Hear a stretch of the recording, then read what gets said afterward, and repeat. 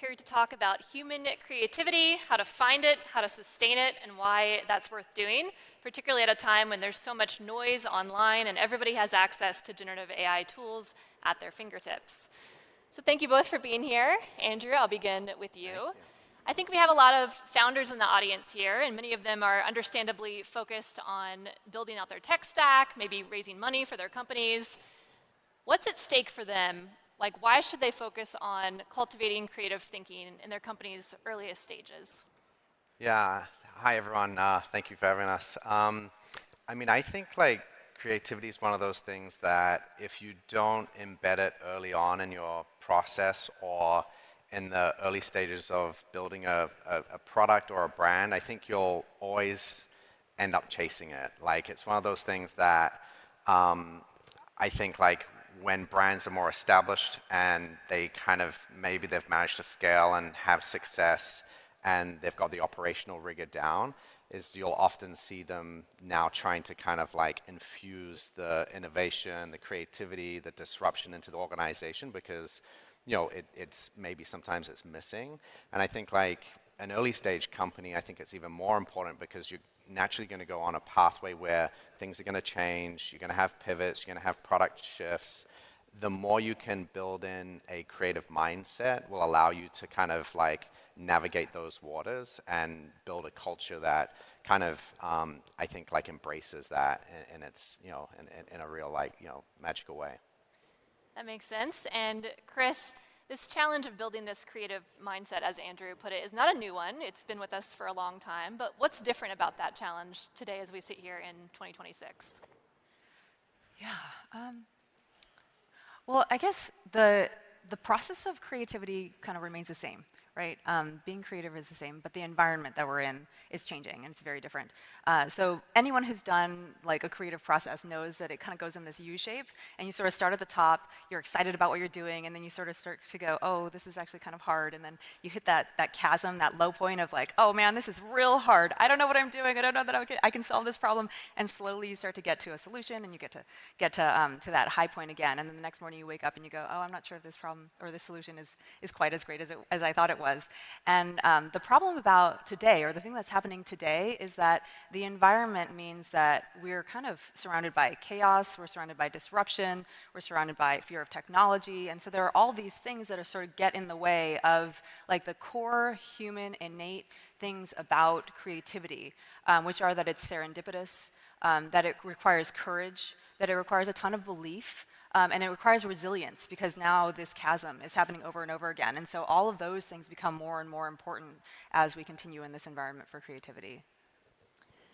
Yeah, and one thing that research has shown about creativity is that it does require sustained focus over time, which is maybe the reason to get through all those chasms that you were describing. But that can be really hard to come by in any modern workplace. So Andrew, what's your advice to people on how to carve that out for themselves or for their teams? Yeah, I think this is probably like the daily struggle that our teams face is just like you've got so many of like inbound kind of needs and requests and pivots and fires, and it's kind of like, okay, like how do you manage like what's like right in front of you, and how do you build a team that can kind of really focus on that and not be distracted by those things, or at least be able to like, you know, deal with those needs. But at the same time, like you need a team that's like kind of in parallel, always working on the things that can help connect the dots for the future. So oftentimes I like to think of my team as has got two kind of fronts to it. One is like the immediate like tactical needs that you need to build for, but you also need to build rigor and creativity into a team that can think more long term and help to kind of like set a framework and a map for where the brand needs to go and be able to focus on that as well. And so like both those worlds oftentimes always clash. So I've always been like, let's figure out a way that you can have those teams kind of running in parallel sometimes, and then sometimes those things will overlap, and that's when I think it works really well. And Chris, what are some of the conditions for creative, original thinking that you think are important to preserve or build? Meaning like in cultures of creativity, or meaning in terms of the kinds of ideas that we're getting to? Within a company's culture. Oh, yeah.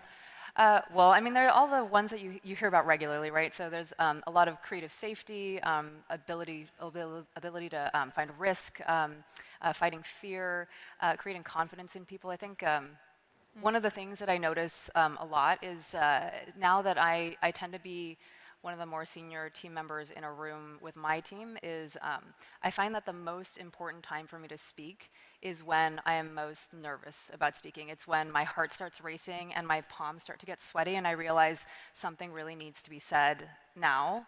And that's when I have to speak up, because if I don't, usually that thing really that needed to be said isn't spoken. And also, what will my team start to do if I don't speak up in moments where we need to be courageous? Then what does that teach them in terms of the moments where they start to get that feeling? I think that spidey sense, that like intuition, is so important to creativity and to making sure that you say the thing and spot the thing and get to the right place. I think that's such an interesting point about confidence and courage. Well, I have a very practical question about best practices, because you both work in branding and advertising, and we know that there are certain best practices in advertising, for example, like in many industries. And by definition, a best practice is not a creative original thing. It's something that's been done a lot of times and maybe proven in many situations.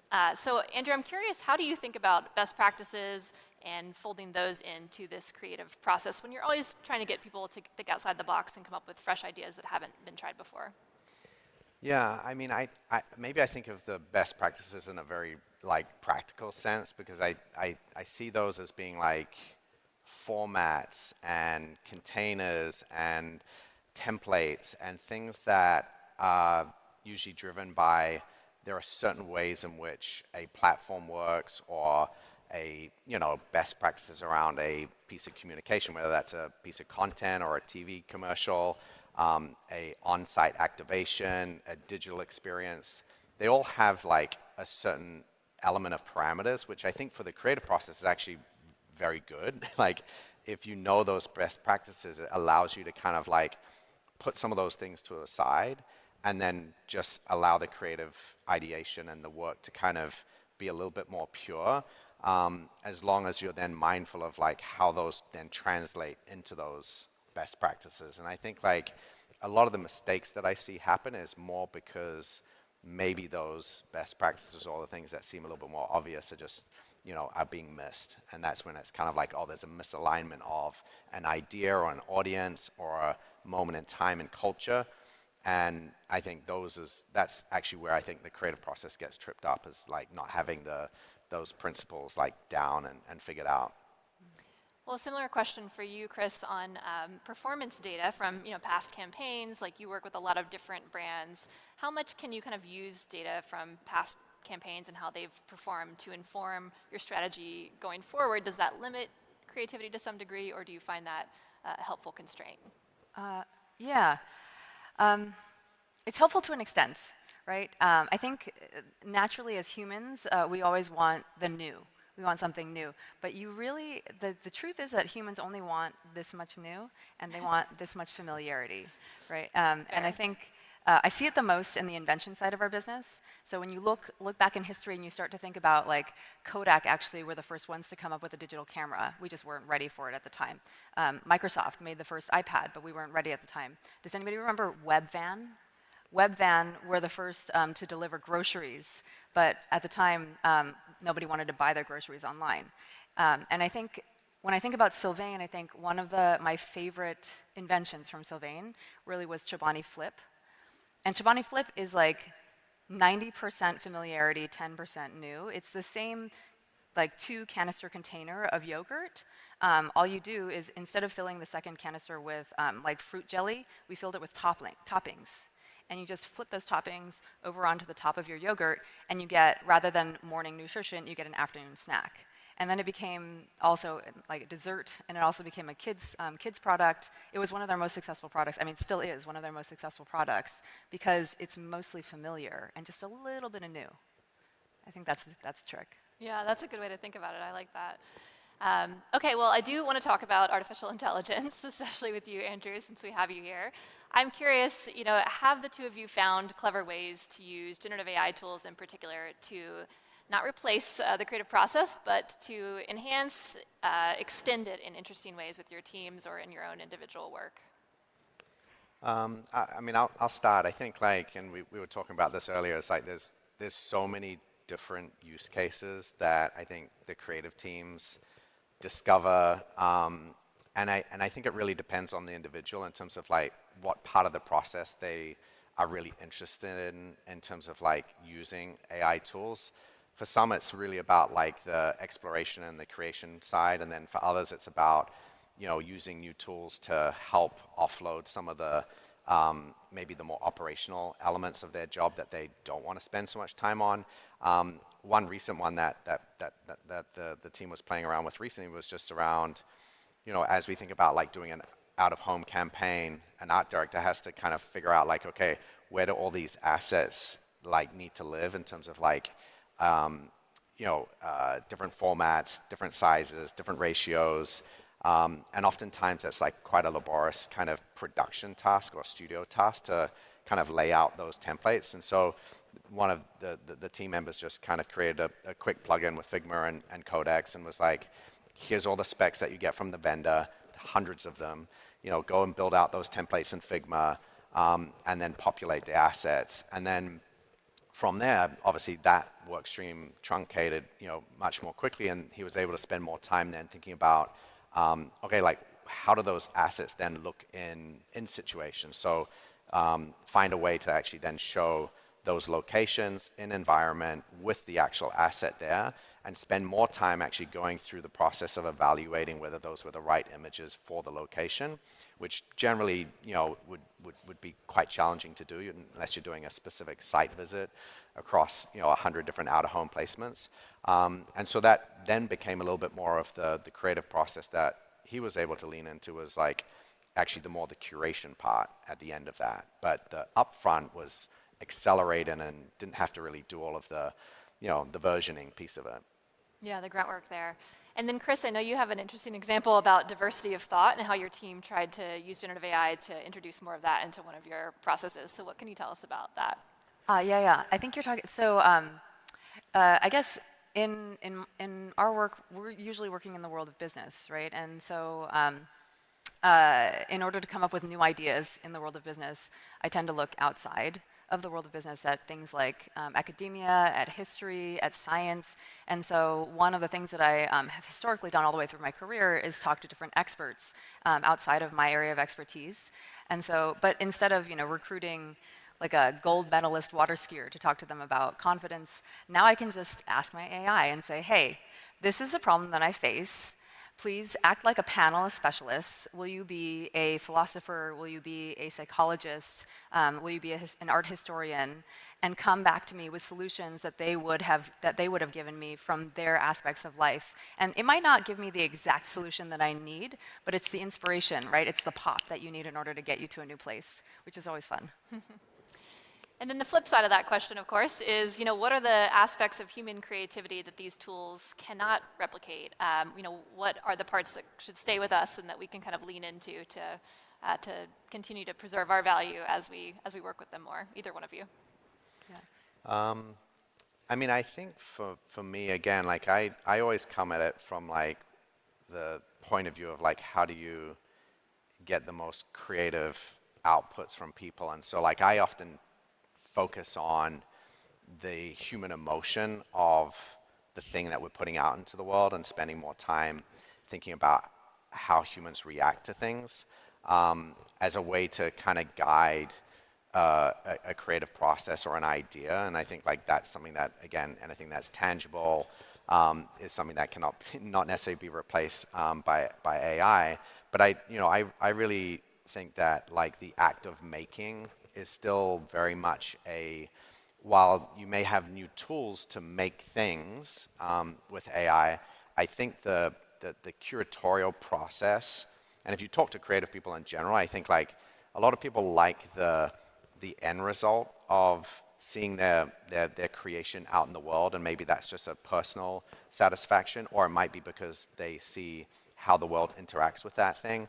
Some people like the the genesis of creating and the idea part. But a lot of people that you talk to, or at least like within the creative world, I think is very much a process thing. People love the process, and I think how you can use AI tools to enable certain processes is one thing, but I think like trying to connect the dots and the curation of that, of disparate ideas and things that kind of give you these sparks, I think is the part that I think is hard to replace. Yeah.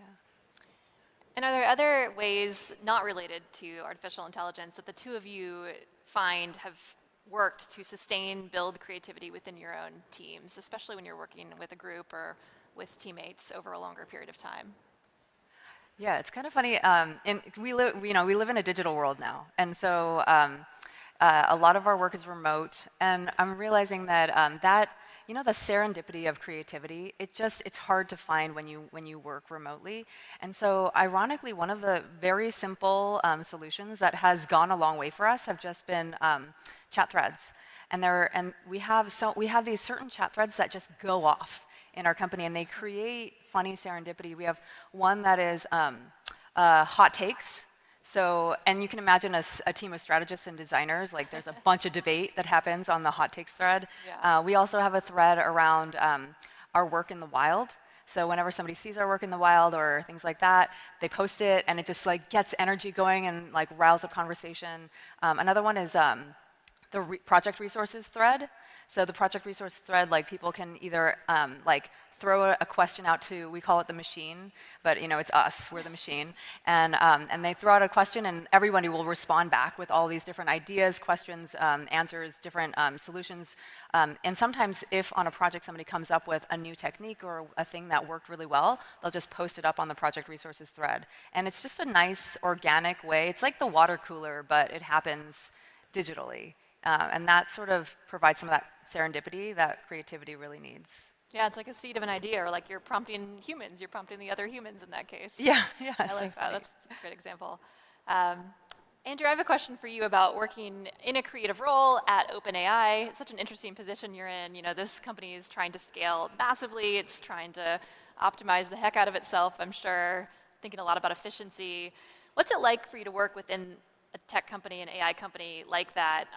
Do you find yourself needing to advocate for creativity or explaining its value in terms of returns and payoff? Like, how do you navigate that? Yeah, I mean, I think my entire career has been trying to advocate for creativity, even more so like from the shift of, let's say agencies and creative consultancies that have now, a lot of that has come in-house, and you have brand side creative teams that are now part of a culture and not necessarily separate to that. And so you naturally get caught up in the operational rigor that is required.